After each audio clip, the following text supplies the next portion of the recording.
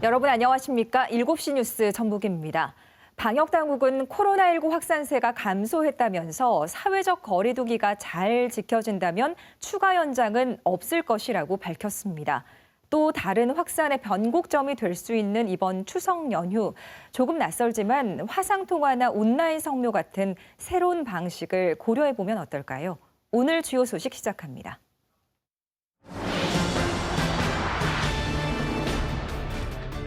원광대 병원 80대 환자가 코로나19 양성 판정을 받으면서 의료진과 다른 환자 등 26명이 자가격리됐습니다. 타지 주민이 전북에서 확진되는 사례가 잇따르는 가운데 생활 방역 지침의 중요성이 다시 강조되고 있습니다. 코로나19 장기화 속에 집중호우와 태풍 같은 자연재해가 겹치면서 지역 경제는 악화일로를 걷고 있습니다. 전에 없던 힘겨운 시기지만 이웃을 돕는 기부는 오히려 늘고 있습니다. 세계 최대 규모로 조성되는 새만금 수상태양광 사업이 출발부터 논란입니다. 환경오염 우려가 큰 소재로 지지대를 세운다며 환경단체들이 크게 반발하고 있습니다. 정부의 의료정책에 반발해 집단 휴진에 나섰던 전공의들이 복귀했습니다. 하지만 공공의료 정책에 대한 이견이 크고 의대생 구제 같은 난제들이 산적해 의료 파행의 불씨는 여전합니다. 이슈 K에서 집중 분석합니다. 원광대 병원에 입원 중이던 80대 환자가 코로나19 양성 판정을 받아 의료진 등 26명이 자가격리됐습니다. 다른 지역 거주자가 전북에서 확진되는 사례가 잇따르고 있어서 마스크 착용 같은 개인 위생 수칙을 꼭 지켜야 합니다. 유진휘 기자가 보도합니다. 지병을 치료하기 위해 원광대 병원에 입원한 80대 남성. 갑자기 발열 등의 증세가 나타났고 병원 자체 검사에서 양성 판정을 받았습니다. 전북 95번 확진자로 분류된 이 남성은 음압병실로 옮겨져 치료를 받고 있습니다. 전라북도 방역당국의 역학조사에서는 병원 안에서 접촉한 대상만 26명인 것으로 파악됐습니다. 의료진과 외래 환자 등 23명을 자가격리하고 같은 병실을 쓴 환자 3명에 대해서는 각각 1인실로 옮겨 관찰하고 있습니다. 확진자가 오간 병실과 진료실 등에 대한 소독 작업과 함께 의료진 등을 대상으로 코로나19 검사를 진행할 예정입니다. 환자하고의 접촉을 한 이후에 보통은 3, 4일 만에 확진이 되는 경우가 가장 다 빈도기 때문에 그거 고려해서 내일부터 검사를 실시하겠습니다. 충남 보령에서 전북을 찾은 뒤 확진된 이번 사례와 비슷하게 완주와 순창 등에서 대전, 광주 지역 거주자들이 잇따라 확진 판정을 받고 있습니다. 전라북도 방역당국은 버스와 기차, 택시 등을 타거나 실외더라도 여러 사람이 모이는 경우에는 마스크를 꼭 쓰는 등의 세부 지침도 마련했습니다. 마스크 착용 조금만 더 열심히 준수를 해주신다면은 이보다 더 좋은 결과 얻을 수 있을 테니까요. 적극적으로 참여해 주시기를 바랍니다. 또 식품의약품 안전처 기준에 맞는 마스크를 착용하고 입과 코를 완전히 가릴 것을 당부했습니다. KBS 뉴스 유진입니다. 방역당국이 코로나19 확산세가 감소했다면서 강화된 사회적 거리 두기가 이번 주말까지 잘 지켜진다면 추가적인 연장은 없을 것이라고 밝혔습니다. 또 추석 연휴가 확산의 계기가 되지 않도록 이동 자제를 당부하고 일부 단체의 개천절 집회에 대해서는 강력 대응 방침을 밝혔습니다. 유동엽 기자의 보도입니다. 코로나19 신규 확진자가 156명으로 집계돼 일주일째 100명대를 이어갔습니다. 국내 발생은 144명, 해외 유입 사례는 12명입니다. 위중증 환자는 154명이며 사망자는 3명 늘어 누적 사망자는 344명입니다. 지역별로 보면 서울 48명, 경기 51명, 광주 17명, 인천 1명의 확진자가 발생했습니다.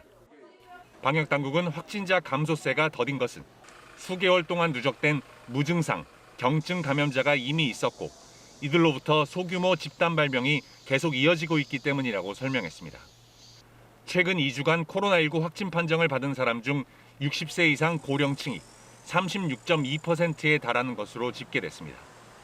방역당국은 고령층은 확진될 경우 위중, 증증으로 이어질 수 있다며 종교 모임과 방문 판매 시설 등에 가지 말 것을 권고했습니다. 방역당국은 앞으로 5일 동안 수도권 내 강화된 사회적 거리두기 2단계 조치가 제대로 지켜진다면 추가적인 연장은 없을 것이라고 밝혔습니다. 지금의 억제 상황은 많은 자영업자들이 생업의 피해를 감수하며 거리두기에 동참해 주시고 또 많은 국민들께서 일상생활의 불편을 감수하며 인내하고 실천해 주신 거리두기의 성과라고 봅니다. 방역당국은 추석 연휴가 확산의 계기가 되는 걸 막기 위해 기존의 추석 연휴 기간 면제했던 고속도로 통행료 유료화를 검토하고 있습니다. 이와 함께 일부 단체가 추석 연휴 중인 개천절 대규모 집회를 예고한 것과 관련해 강력 대응 방침을 밝혔습니다. 정세균 국무총리는 방역을 방해하고 공동체 안전을 위협하는 행위에 대해서는 공권력을 주저없이 행사할 것이라고 밝혔습니다. 방역 전문가를 비롯해 많은 분들이 추석 연휴를 걱정하고 계십니다. 지난 5월과 8월 연휴의 사례가 반복되지 않도록 이번만큼은 철저하게 대비해야 하겠습니다. 코로나19 방역 과정에서 폐쇄되거나 업무 정지된 일반 영업장에 정부가 지급하는 손실보상금을 지자체 확인만으로 정액으로 지급하는 간소화 절차가 오늘부터 시행됩니다. 폐쇄와 업무 정지, 소독 처분 사실을 지자체가 확인해주면 별도의 보상금액 산정 절차 없이 10만 원이 지급됩니다. 독감 국가 예방접종이 시작된 가운데 방역당국은 국가 무료접종 대상이 아니라면 만성질환자 등 우선순위 대상자들부터 먼저 접종을 받아야 한다고 강조했습니다. 의사 국가 실기시험과 관련해선 응시에 대한 의대생들의 공식적인 의견을 받지 못해 추가로 응시 기회를 주는 것에 대해 논의할 필요성이 떨어진다고 밝혔습니다. KBS 뉴스 유동엽입니다. 전 세계에서 코로나19에 감염돼 숨진 사람이 90만 명을 넘었습니다. 누적 확진자도 3천만 명에 가까운데요. 이런 가운데 뉴욕 증시가 큰 폭으로 떨어졌고 국제 유가도 폭락해 혼란이 가중되고 있습니다. 보도에 하송연 기자입니다. 코로나19가 세계보건기구에 처음 보고된 지 8개월여 만에 전 세계에서 90만 명 넘게 숨졌습니다.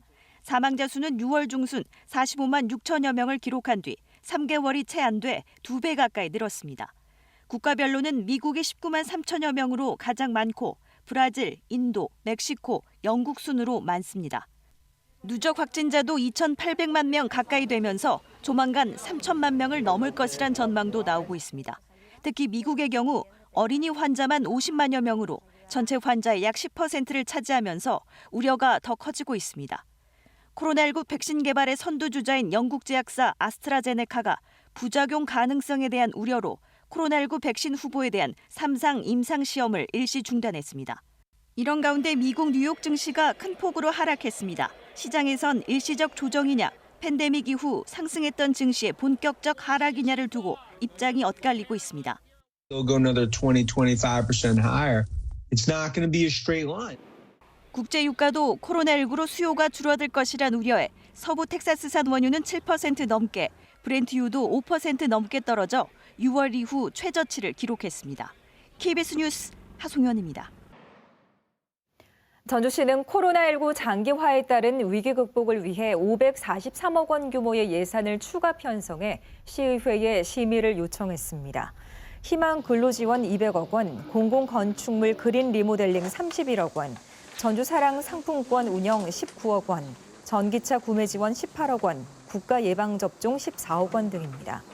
전주시는 코로나19로 취소 변경한 행사성 사업비 90억 원과 국도비 보조금과 지방세, 지방채 발행 등으로 재원을 마련할 계획입니다. 추경 예산안은 오는 22일 본회의에서 확정합니다. 코로나19 장기화로 대중교통 승객이 30에서 40%가량 급감하면서 도내 주요 도시들이 잇따라 시내버스 감축 운행에 들어갑니다. 군산시는 시내버스 경영난을 덜어주기 위해 오는 14일부터 운행 횟수를 10% 가까이 줄이기로 했습니다. 익산시는 지난 5일부터 12개 노선에 걸쳐 시내버스 27대를 줄여 운행하고 있고 전주시는 이르면 다음 주부터 전체의 20%가량을 줄이는 방안을 검토하고 있습니다.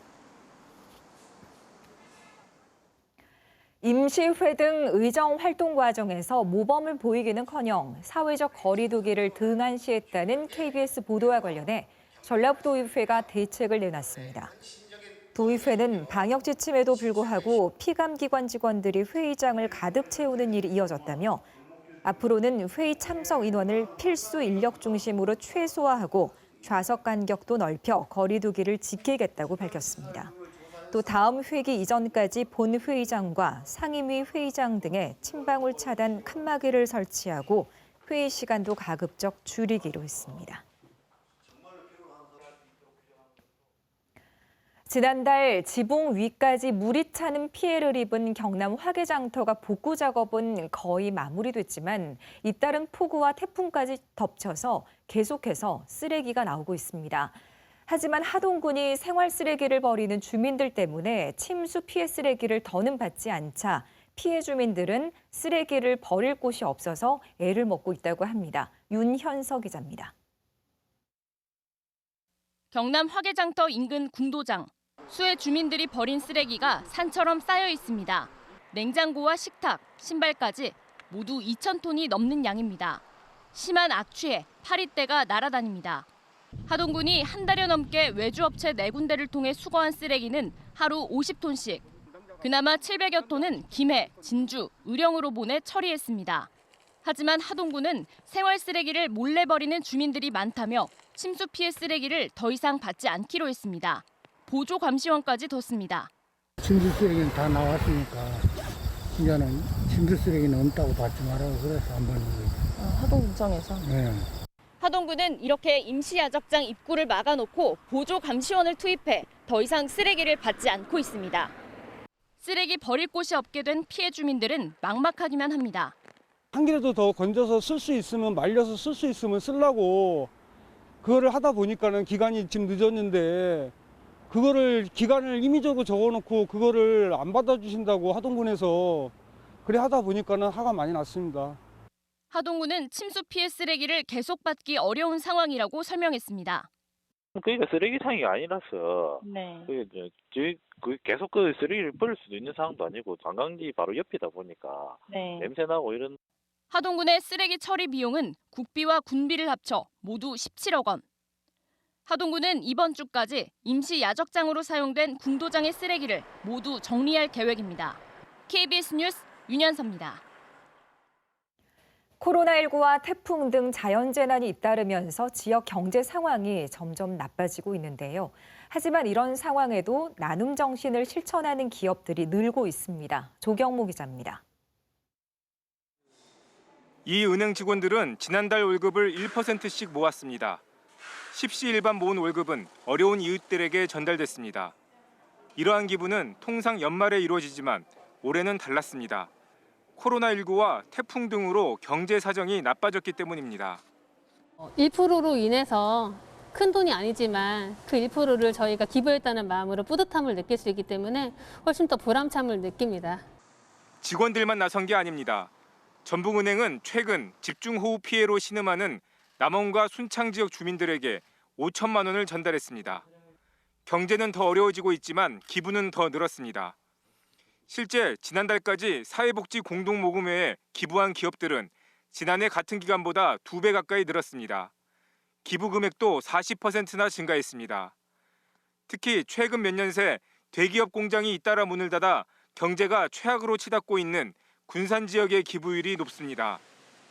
어려운 시기 속에 사실 폐업하는 곳들이 많은데도 불구하고 군산의 많은 기업들이 십시일반 도와주고 계십니다. 그러니까 실제로 전주나 군산 지역을 중심으로 한 200여 개의 신규 기부자들이 지금껏 겪어보지 못한 감염병 확산의 자연재난까지 모두가 힘들지만 더 어려운 이웃을 위한 나눔 실천으로 지역사회에 희망을 주고 있습니다.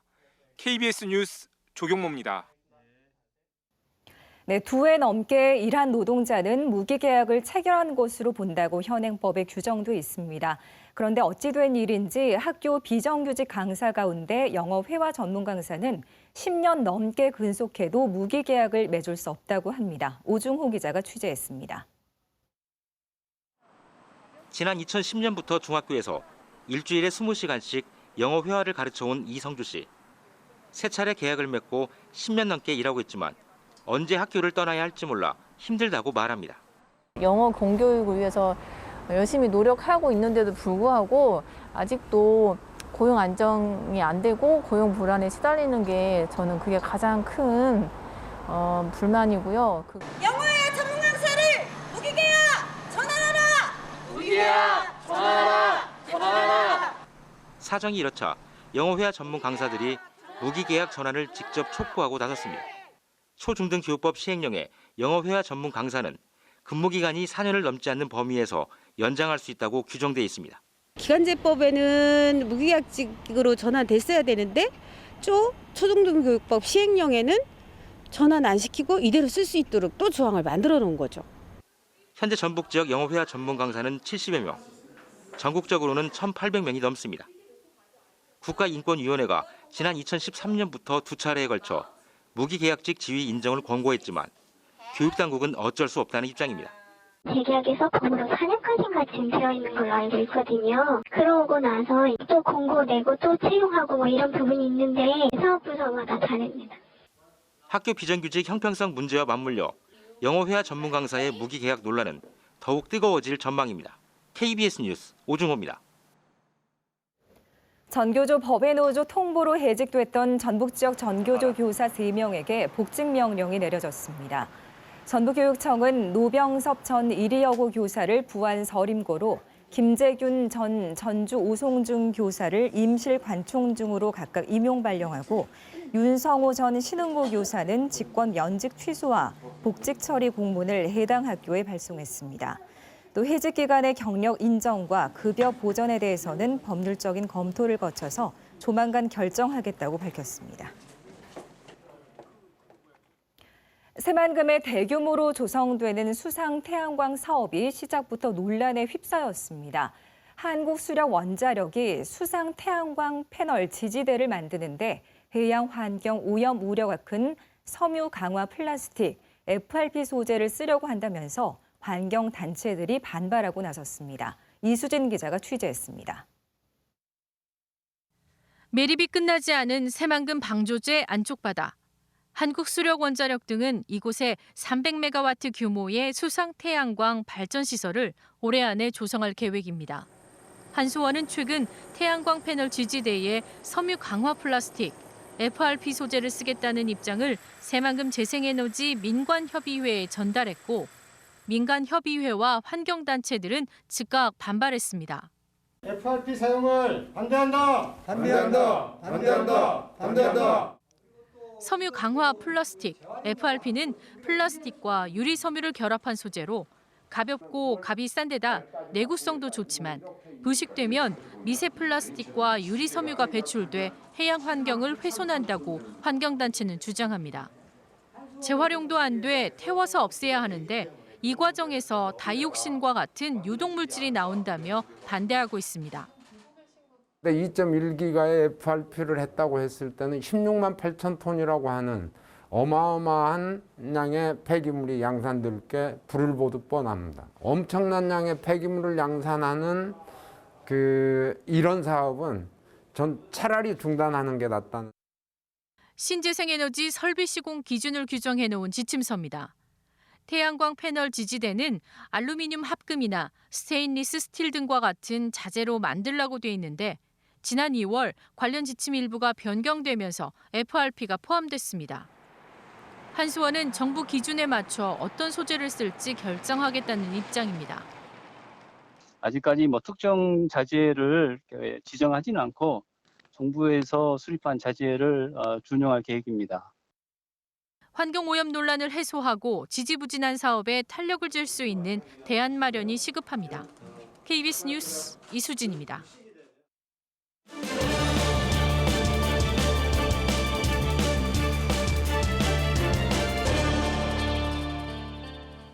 주요 소식 계속해서 전해드립니다.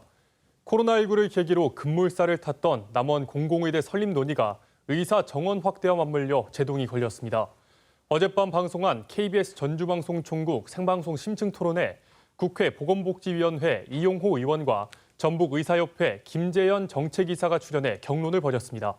이종환 기자가 정리했습니다.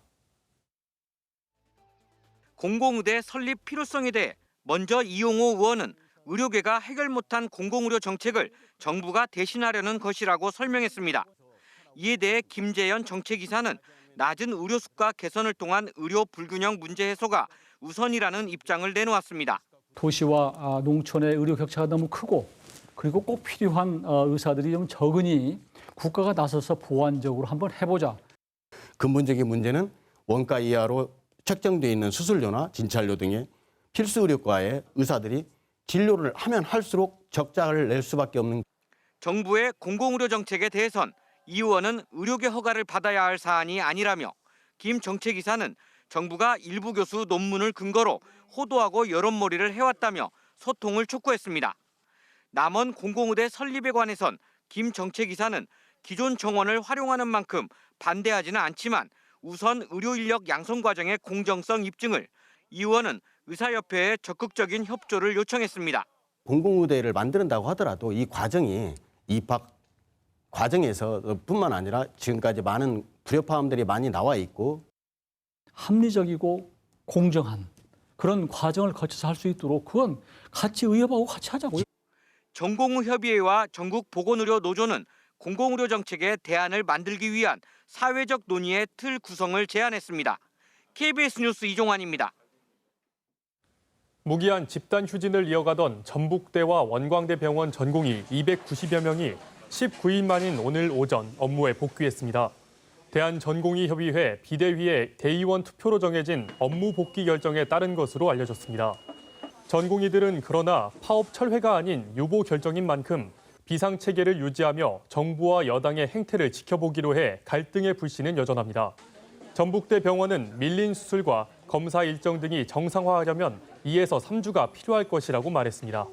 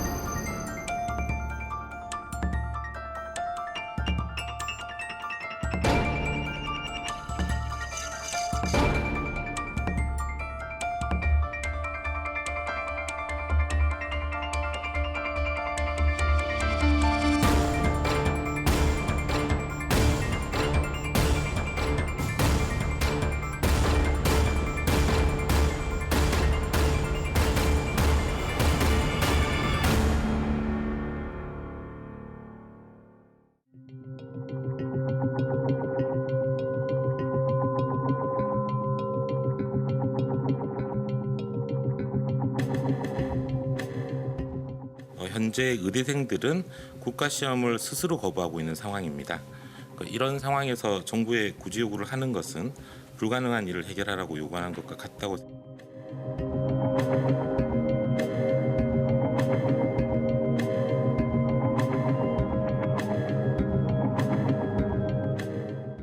당장은 병원을 들어가니까 마음은 편하긴 한데 우려스럽긴 하죠. 이제 정부라든가 당이 이런 정책들을 잘 지킬지는 우려스럽긴 한데 그건 지켜봐야죠.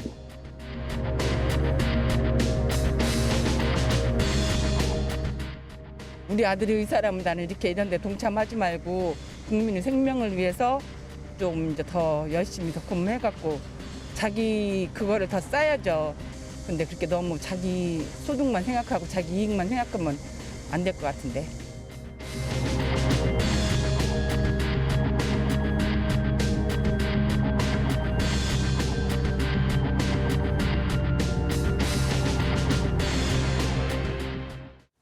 네, 이슈 K 사회적 이슈에 대한 갑론을박을 집중 조명하는 시간입니다. 의대 정원 확대와 공공의대 설립 등에 대한 정부 정책이 발표되자 의사들의 집단 휴진, 그리고 의대생 의사고시 거부까지 사태가 번졌습니다.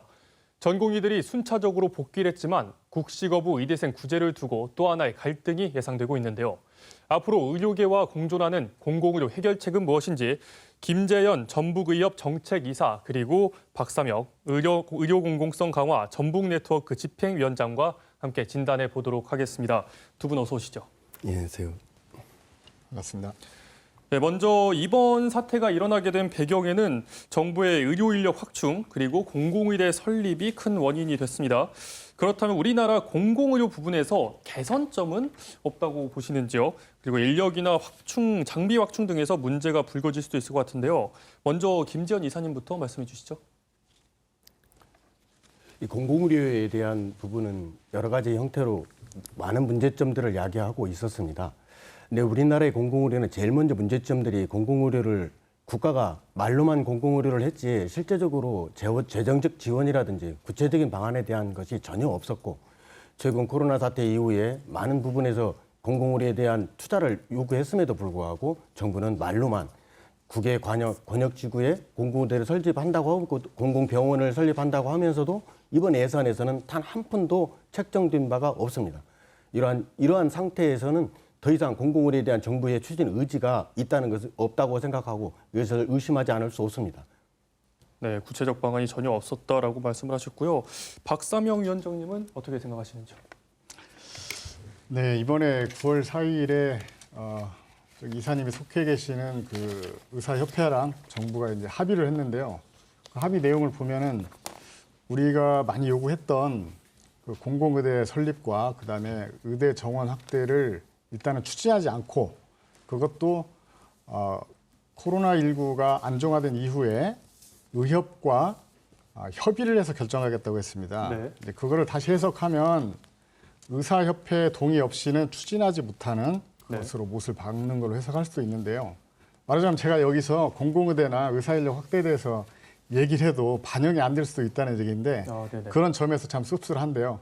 여하튼 얘기할 기회가 됐으니까 말씀을 드린다고 하면 지금 저는 장담하건대 앞으로 얼마 후면 의사 인력을 증원하기로 결정할 것 같습니다. 그거는 국민의 여론도 있고요. 그런데 의사 인력을 증원하는 것만이 문제가 아니고 더 중요한 것은 얼마를 증원시키고 또 어디에 일할 수 있게 하느냐 이것이 중요한데 말하자면 지금 의료 취약지 문제가 굉장히 심각하지 않습니까? 의료 취약지 문제를 해소하고 그리고 의료 차별을 해소하기 위해서 필요한 게 의료 취약지에 의사가 가서 일정 기간 일을 하게 하는 그것이 중요한 거고 그게 바로 공공의대입니다.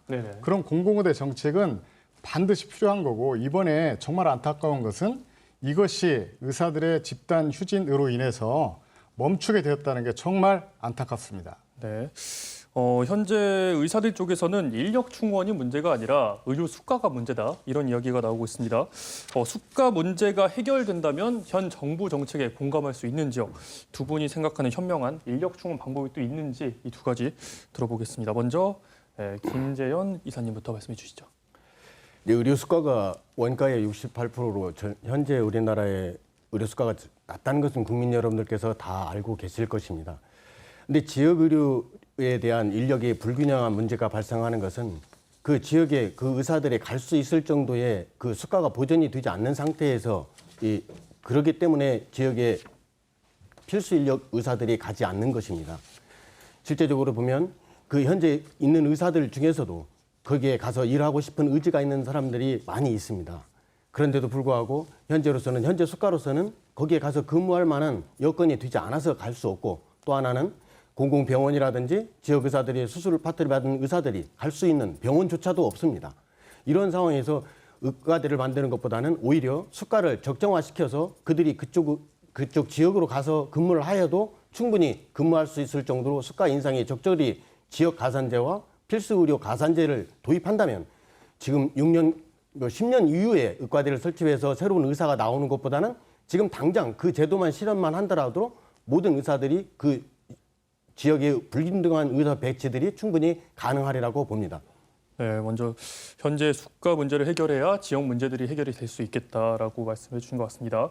네, 다음 박삼영 위원장님은 어떻게 생각하세요? 네, 물론 수가 문제에 대해서 이사님 말씀에 많은 부분 동의를 하는데요.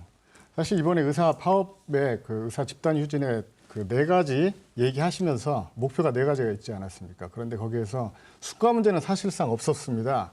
그런데 여러 가지 토론 과정이나 의사들의 그 요구 중에는 이제 수가가 많이 들어가게 되고 그래서 아마도 그 의사들이 파업하는 이유가 무엇인지 다시 한번 또 생각할 수밖에 없었는데요. 네. 저희들은 9월 4일 날 합의한 이후에 전공의들이 바로 복귀할 줄 알았고 그리고 의대생들이 국시 거부 의사를 처리할 걸로 알았습니다. 그런데 의학에도 전공의들이 의사협회와의 합의에 대해서 불만을 갖고 자다가 일어나 보니 이렇게 됐더라 하면서 거기에 대해 반발을 했고요. 사실 의대생들은 전공의가 바로 이 선배인데 선배들이 그렇게 반발하는데 국가고시를 보겠다고 나설 수 없는 그런 딱한 입장이었을 걸로 그냥 생각은 됩니다. 결과적으로 이런 의료 수가 등등의 어떤 의사들의 요구들을 포함해서 의사들의 요구가 정말 하나였는지 아니면 서로 달랐는지 이런 것을 다시 평가할 수밖에 없는 과정이었던 것 같습니다. 그래서 국민들이 뭐 여러 가지 너무 불만이 많고 항의도 많이 하고 이러는 것 같습니다. 네네. 다음으로요. 독일 같은 경우에는 인구 1000명당 의사 수가 우리나라의 2배에 달하는데 이번에 의대생 50% 증원을 추진하고 있습니다. 물론 의료계도 이를 환영하고 있고요. 여기에다가 독일은 농촌의사 할당제가 자리를 잡고 있다고 하는데 우리나라는 독일의 사례를 따를 수 없는 건지 이야기해 보겠습니다. 먼저 박삼용 위원장님 이야기부터 들어보죠. 독일하고 상황은 많이 다를 수 있지만 저는 그거를 많이 참고할 수 있다고 생각을 합니다. 독일은 현재 10,000명의 의사 정원을 배출하고 있는데 저는 놀란 게 그거를 50%를 증원한다고 해서 우선 놀랬고요. 그것만이 아니고 거기에서 시골 의사 할당제를 한다고 하는데 그게 바로 아까 말씀드린 공공의사를 배출하는 공공의대와 아주 비슷한 겁니다. 그래서 이 모델은 많이 참고하는 게 좋겠다 이렇게 생각을 합니다. 네, 독일의 사례를 참고했으면 좋겠다라고 하셨고요. 다음 김지현 이사님 의견도 들어보죠. 독일은 영국과 마찬가지로 대표적으로 우리나라에 알려지는 사회주의 의료를 실현하고 있는 나라입니다. 이 독일의 의사 인구 수는 우리나라보다도 훨씬 많고 수입도 많은 아주 부유한 국가죠. 그런데 그 제도 설계가 그 사회주의 제도의 대표적인 것이 주치의 등록제와 종액계약제를 형태로 유지되고 있습니다. 종액계약제와 주치의 등록제를 하에서는 의과대 의사들은 모두 봉직으로 근무를 하게 됩니다. 그 봉직으로 근무하는 의사들은 전부 다 공무원 대우를 받고 공무원 신분입니다. 국가가 그러기 때문에 의사를 양성할 때 모든 과정을 국가가 지불합니다. 그런 그 결과 지역에 근무하고 있는 의사들이 2006년도 이후에 3차례나 파업을 실행하였고 현실적으로 임금 인상에 대한 파업 시위가 계속 반복되어 왔습니다. 그 이후에 정부와 의료계의 갈등이 심화돼서 그 이후에 의사들은 독일 의사의 30% 이상이 해외로 이주하기 시작하였습니다. 2010년 이후로 지금까지 매년 3,000명이 해외로 나갔고 그 이후에 현재까지 그 부족한 인력을 보충하기 위해서 독일로 외국에서 들어오는 외국에서 의사들을 역으로 수입하는 기현상이 나타나기 시작한 것입니다. 그래서 동부 유럽에 있는 그 국가에 있는 의사들이 대체하기 시작했고 1차 의료기관의 주치의회는 대체가 독일의 의사들을 대신 외국 의사들로 대체되기 시작했고 현재 독일에 근무하고 있는 외국인은 한두 명도 아니고 52,361명이 오늘자로 제가 확인한 바로 근무하고 있습니다. 이런 상황에서 정부는 특단의 조치를 내릴 수밖에 없었습니다. 또 의사들도 앞으로도 해외로 이주를 원하는 것을 의사를 통계를 내봤더니 실제 현재 근무하고 있는 의사의 40% 이상이 외국으로 1년 안에 나가고 싶다라고 희망하고 있습니다. 이런 상황에서 정부가 어쩔 수 없이 택한 궁여지책의 일환으로 의사 인력 충원이 나온 것이라고 생각합니다. 그 상황을 정확히 이해하지 못한 상태에서 단편적인 결과만 가지고 우리나라에 적용한다는 것은 상당히 문제가 있다고 생각합니다. 네, 독일의 고용 형태 그리고 현재 상황 우리가 보지 못하는 부분이 있다라고 말씀을 해주셨습니다. 오늘 두 분 말씀 여기까지 듣도록 하겠습니다. 고맙습니다. 한 말씀 꼭 드리고 싶은 게 있는데요. 네, 짧게 부탁드리겠습니다. 이제 의사들의 이제 마지막으로 지금 의과대 학생들이 지금 들어와야 하는데 이제 이 문제가 왜 이렇게 불거졌는가에 대한 것의 근본적인 문제는 이 정부의 책임과 뿐만 아니라 정치권의 책임이 가장 크다고 생각합니다. 정부와 의료계 합의가 된 바로 직후에 일부 합의문이 이행되어서 원점에서 재검토하면 되는데도 불구하고 일부 정치인들이 국민의 신뢰를 깨는 행위들이 계속 터져나오고 있습니다. 정치권 내부에서 예민한 시기에 정치적 발언이 계속 사건을 악화시키고 있다고 보고 있습니다. 이 지역사회에 있는 모 국회의원도 계속 이것을 이 법안을 상정은 본인이면서도 불구하고 문제를 해결하는 데는 노력하지 않고 의사들이 더 분노하게 만들고 그러한 발언들을 계속하고 있습니다. 이사님 여기까지 저희가 시간 부족상 여기까지 정치인들도 이 사태에 하겠습니다. 대해서 빠른 시간 내에 해결하기를 원한다면 자중하기를 부탁드리겠습니다. 감사합니다. 네, 두 분 말씀 감사합니다.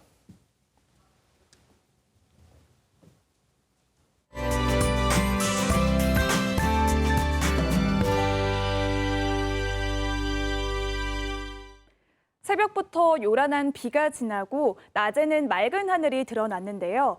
다시 산발적인 비구름대가 발달하면서 오늘 밤까지 천둥번개를 동반한 요란한 비가 내리겠습니다. 우박이 떨어지는 곳도 있어서요. 안전사고에 유의하셔야겠습니다. 내일은 하늘에 가끔 구름만 지나면서 오늘과 비슷한 기온이 예상됩니다. 아침, 저녁으로는 선선하겠고요. 낮에는 햇살이 비춰들기는 하겠지만 크게 덥지는 않겠습니다. 위성 영상 보겠습니다. 내일까지 남해상에 위치한 고기압의 가장자리에 들겠고요. 오늘 밤부터 내일 아침까지 안개가 짙어지겠습니다. 교통안전에 유의하시기 바랍니다. 자세한 지역별 내일 날씨 살펴보겠습니다. 서해안의 아침 기온은 대부분 19도에서 출발하겠고요. 낮 기온은 27도까지 오르겠습니다. 동부내륙의 낮 기온은 무주 26도, 임실은 25도로 오늘과 비슷하겠습니다.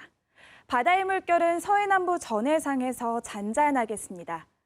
초가을에 접어들면서 일교차가 점점 커지고 있는데요. 얇은 겉옷 한 벌 챙겨 다니시면서 환절기 건강관리 유의하시기 바랍니다. 날씨 정보 전해드렸습니다. 네, 이상으로 7시 뉴스를 마칩니다. 시청해주신 여러분 고맙습니다.